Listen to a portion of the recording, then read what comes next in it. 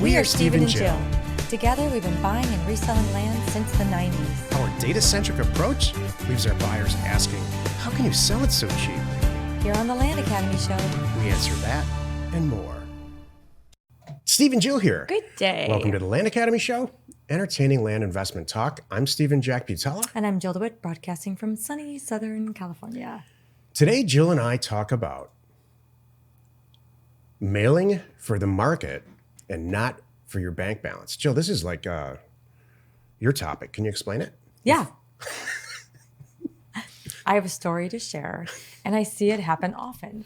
It's the gist of it is I only have $10,000 to spend, and Jack and Jill, I should get 10 deals out of the way. So 10 divided by 10,000 is 1,000. Thank you.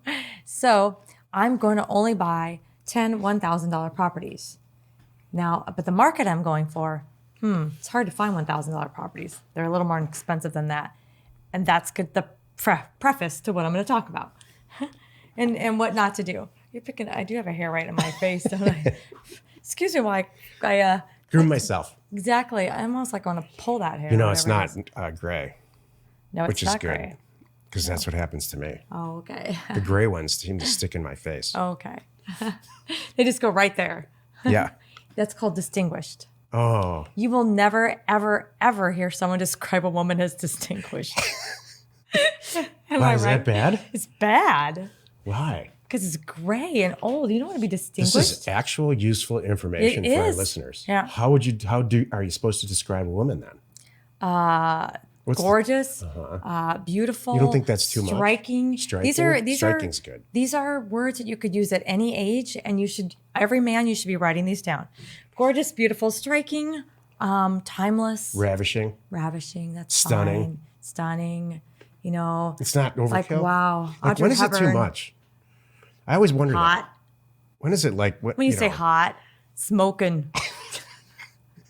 When do you sit around and say, I'm pouring it on too thick? Ever use that 4-letter acronym that starts with an M, because we all hate that one. Ma'am? Nope.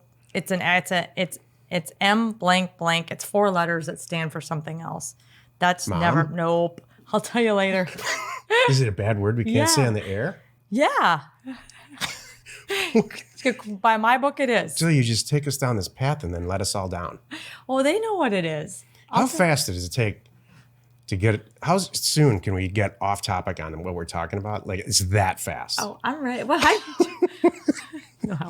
I'm not criticizing you. I think it's funny. This is a you. Jack and Jill show moment. Thank you. I appreciate that. Okay. What's the M word? Come on, you got to tell us. Is it a bad word we can't say on the air? MILF. Oh, yeah. Yeah, you never use that. I hate that too. See, that's why I didn't want to say it. It's kind of a bad word.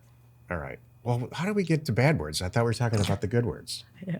Anyway. Here's my question. When is it too thick? That's what I said. No, as a guy, it's like, all right, I'm going to tell this woman she's pretty good looking. You can never compliment her too much, but you have to use the right words. It's just a moving target for guys. No, I'm telling you right now. So? Yeah, I have 50 years at this. No. 50 years at trying to say the right thing, and I probably do maybe less than half of the time. Let me help you out here. Here's what you should do. Take note of the positive responses and the negative responses. That's the thing. Okay, hold on a second. Every time you get a positive response, you should, I can say the exact same sentence to you. Really? Today. Really? And I can say the exact same sentence next week. Really? And it could be not good. Try me. It's all timing. Try me. I don't believe that to be true. Yeah. No woman is not going to put a smile on our face if you say, wow, you look great. Or, holy cow, are you losing weight? Or, something like that. Like, that is your color. No woman will ever not smile with those sentences.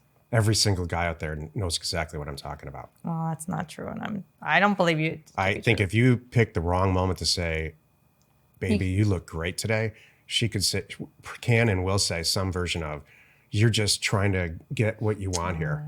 Well, I'm sorry. It's all timing. I'm sorry. In the past relationships, you may have had some other issues. Not anymore. Can we get to the show? Yeah, what's the show about? All right. First, let's take a question posted by one of our members on the Land Investors online community. It's free. Sandy asks, and she's not a member. Oh, you know what? I wanted to read this question anyway. I listen to the podcasts. Please bear in mind she's not a member. Okay. I listen to the podcasts. I hear you when you say that only a few counties are really bad.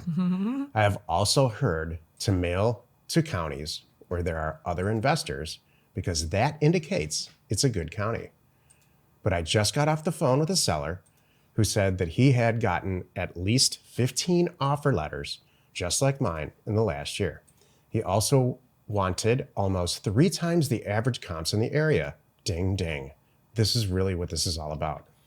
This is not a county that Steve mentions on the podcast. So what she's referring to is that a few episodes ago, I ran through a list of counties that you probably shouldn't send mail to for a lot of reasons, not because they're saturated, you just shouldn't.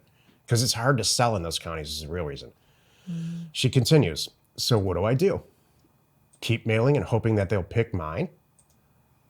Or do I find a less competitive county? Yeah. You find a county where this, hold on a second. I'm going to ask you to answer this because I'm actually a little miffed. Okay, ready. If you go to another county, where's the sweet spot between enough investors to make it interesting, or how many so it's not saturated? Go ahead and answer this. Like, why do we please. even have to do that? Why don't we just blaze a trail? Here's the real problem here. I mean, can I finish real Oh, quick sorry, here? yeah. Yeah, I wasn't done. Sass. So,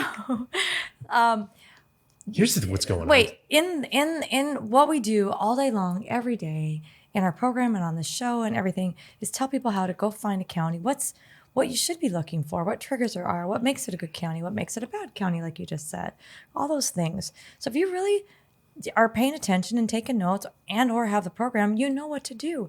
It's not about a certain county. It's about the factors that make it a good county, you know. And you should be like, I just talked to a guy the other day doing this stuff, and it's going to come up in the content here.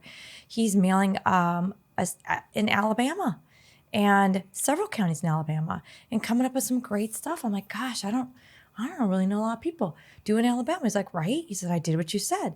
I looked at this, I looked at that. I took into account things like, you know, driving distance from a certain area, what people can afford. You know, I happen to know something about the area. It sings to me. I'm like, okay, you're doing all this stuff right. So that's what you should be doing. Not sitting there waiting and watching. Don't go on Land Pin, you know, where all our members are posting property and hit the same counties they are, because they're already doing it. You should be using what you know to find your area. Thank you. You know, and I should actually, in all fairness, there's a lot of people that piped in to answer this question on Land Investors, the website. And so at the end, it gets resolved on the site website. Okay, good. So check that out to see how she finally understands. Oh, good. But I'll tell you, if you want to be a welder and you pick up a welding torch and you expect to just be a welder that day, it's never going to happen. And it's true. That's true with every single thing in life. If you want to know how to buy and sell land, join the group, get some advice, you know, learn how to do this properly, learn how to pick a county properly. She's not a member, so the credibility just goes out the window there. Well, and she doesn't have all the tools and resources to price it right. Exactly. And, you know, so there's a lot more to it than just going on 020 offers to owners and getting our template and just winging it. Right. So who knows where data even came from? That's a scary thought. You know, I didn't even think of that. Yeah. Where did you get the data? Like, is it like a list you bought from somebody? Now I'm afraid. There's so many reasons why this won't work. Yeah. And how new using it the right is. tools. And And so many reasons it will work. We have hundreds and hundreds of people who will sit around and tell you, wow, this is the greatest thing ever. Right. And it only cost me $250 a month. Yeah. Today's topic, mailing for the market, not for your bank balance. This is the meat of the show. So this for me, it came up again the other day, and I love this question because this topic, it happens like I was just describing. You have only so much money to spend, and you think that you need to work within your bank balance. Well, actually, you don't. So that's the point of this. So what was going on? This individual, we did a consulting call the other day, and he was telling me all the great things that he did going into the county. You know, like I started to tell on that question. I looked at the area. I knew the area well. I mean, I looked at trying to see all the things that we teach in this stuff about, you know, it's not it's not too many back taxes in the area. I know it's X amount of driving distance from a really major city. People are going to want to go spend the weekends there. It has beautiful attributes. It's trees and hills, and people might camp or fish or something like that. Maybe hunt there. I mean, all the different things. Oh, then even went so far as to throw in there that I happen to know that the areas they're driving to are affluent areas, so they can afford to buy property there. Everything was just spot on. The only thing was he was mailing to his budget. And the deals he got back were a couple $1,000 because he was really trying to maximize his budget right now. And they were getting back offers on a couple $1,000 properties, and they were just not great properties. It was $2,000 properties, which should have been $20,000 properties. If he did everything else the same, exactly the same, but sent on offers for $20,000 for properties that are worth $60,000, would have killed it. And that was what I told him when we hung up. I said, just go do keep your same data. Just go up those offers and, and do it again, and hit the right people is what's going on. Hit those bigger properties and the right price. People who are not, this all falls under one sentence. No acquisition should go to waste. And to resolve this problem, Jill and I started 2 websites that are up and running and functioning. One's called Land Tank. It's like Shark Tank for land. And House Tank. If you don't have the money, you have a great deal. You send some mail out, you have a great deal, but you don't have the cash to do it. Post it on one of those sites. If it's a house on House Tank, if it's a piece of land on Land Tank, post it on there. And they will swarm like flies to fund your deal. Mm-hmm. There's also multiple members in our group that are deal funders. Mm-hmm. Jill and I are included in that. You can go to Land Academy, I guess, and submit a deal. Mm-hmm. But think of it like this. People who are not full-time real estate investors, or you're just getting started, think of it like this. We all understand what a master plan community is, where there's like thousands of houses or hundreds of houses. They're all the same. They look all exactly the same. There's maybe 4 models in there. Let's say you send mail out and have somebody who wants to sell their house for $100,000, and every single other house in there is selling for $200,000. And you don't have $100,000 in your checking account. Mm-hmm. What do? You start calling your parents. You call your rich Uncle Skelton, whatever. But you can't let that go to waste. Mm-hmm. You're going to make $100,000 on the thing, or let's say at least 50. Mm-hmm. It's the exact same way in land. And for some reason, that doesn't translate to new people in land. They think that for whatever reason, this business model, and the further I get into it, this is incorrectly so, for whatever reason, really appeals to people because of the small amount of money that it takes to actually get in. True. You can't do deals that small. You can't choose. Jill's 100% right. You can't choose, or you shouldn't choose, acquisitions based on how much money you have. Right. You should choose them on the quality of the deal. Right. And if you don't have the dough, call us or call somebody. Right. Because we won't let it go to waste. Exactly. That's part of the benefit of being in this group. Right. That's the whole point. There are deals that are worthy of $1,000 and $2,000. I see them all the time. I send out offers for $5,000 and I go, shucks, I'd buy it for $1,000, maybe $2,000. That's as high as I'll go, kind of thing. But like this person, then that was the thing too. Like I said, just go back, add a 0. When you have those deals, fund them with somebody else. What usually happens is you guys are end up splitting the profit. You'll make way more money than if you struggled with these little ones. And then in about 90 days, you don't even have to do that because now your bank balance is where it needs to be. And you're going to go, see ya, I don't need your funding anymore, kind of thing. Yeah. Or you're going to start saying like everybody else does, hey, can I fund your deal? Can I fund your deal? Yeah. It is hilarious. We just started not even 90 days ago. There's a Land Academy. It's real estate investors, and then it says in parentheses Land Academy, Facebook, and there's one for House Academy too. These Facebook groups, they're blowing up. And I just was reading in there how many people are like, does anybody need money? Does anybody need money? Oh, really? Yeah, it's so funny. Like it was like, and so one of them I just wrote in there. I'm like, hey, I want to get in on this too. So I did. I put a little personal note in there from me that said, hey, I fund deals too, by the way. Check out Land Academy Deal Funding. So, but yeah, that's the thing. People, there's so much money out there. The real trick is, this is my last point, knowing how to find those deals, having the tools and the resources to get those offers in your, on your desk, signed, ready to go. Then you hold all the cards.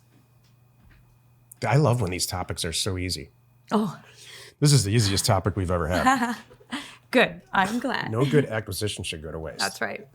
Hey, join us next time for the episode called How Much We Really Need to Actually Be on the Phone in This Business. I love it. And we answer your questions posted on our online community found at landinvestors.com. It is free. You are not alone in your real estate ambition. I realize I keep talking about our online community at Land Investors, which is big. Actually, that's big. I just looked at that because I get these questions there. Yeah. And it's just, there's tens of thousands of comments. And Yep. that thing got huge. It did. Well, because there was no place. It just filled a need. It's the bigger pockets of land.